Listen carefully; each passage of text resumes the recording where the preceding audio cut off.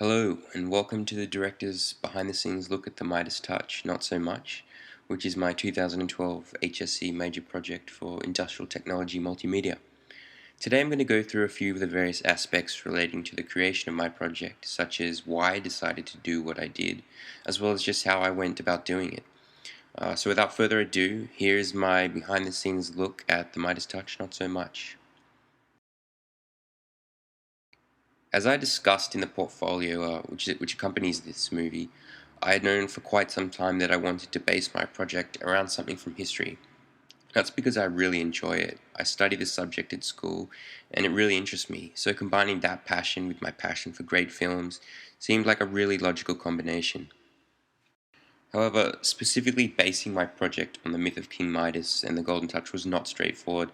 I went through quite a lot of books and websites that described various legends from antiquity, and it took me quite a while before I came across the Midas Touch story, but it definitely grabbed my attention, though I did know about it prior to doing any research. It also took quite a while to come up with a feasible way of achieving the disintegration effect that I used in the story. However, in the end, I'm very pleased with the results.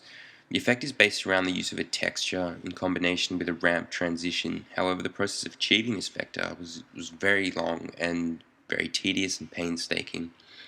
By the end of creating the effect, there are dozens and dozens of layers within After Effects, each having its own specific purpose, and if a single setting or amount or something like that is wrong or slightly off, it could affect the entire effect, um, which would make it useless. So it was very important to be very precise when making this.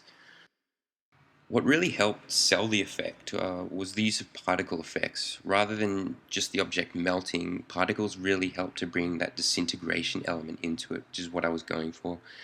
I used a combination of particle effects, including faded sphere particles and tri-polygon particles.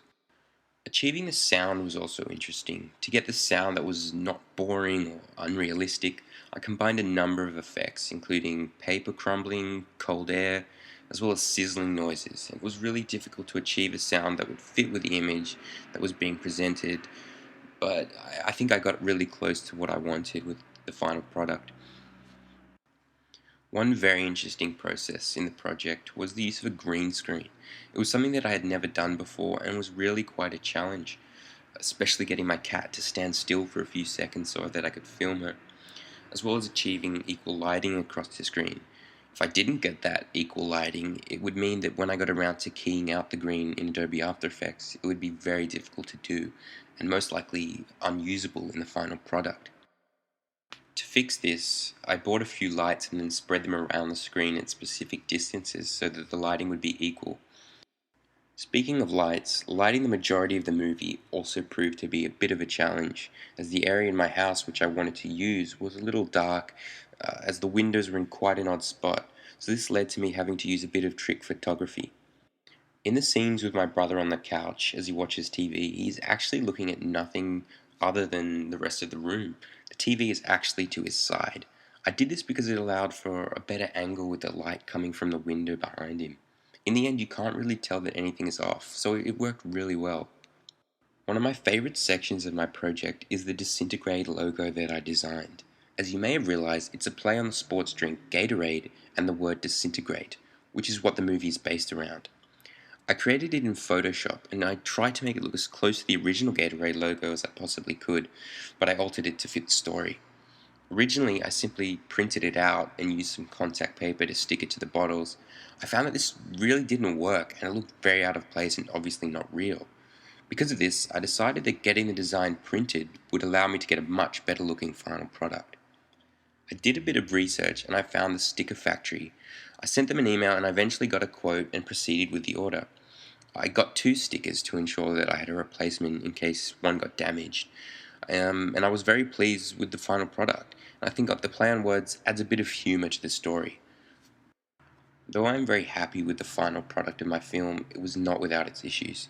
One of the big problems I had during shooting was continuity issues. However, this is something that is not uncommon within major real life productions. My brother, in all his wisdom, decided that he would shave his hair off. This meant that a large part of the footage that I had previously shot was unusable. Unfortunately, this had an impact on my time plan, which can be seen in my proposed and actual timelines in my portfolio. I had to refilm sections of the film in order to fix this issue. I did, however, leave time for pickups, which are a period of additional filming often used in real production to tie up loose ends or footage that wasn't quite up to the director's standard. So thanks for watching this behind the scenes look at a few of the elements that went into the creation of the Midas touch, not so much. I really hope you've enjoyed the film.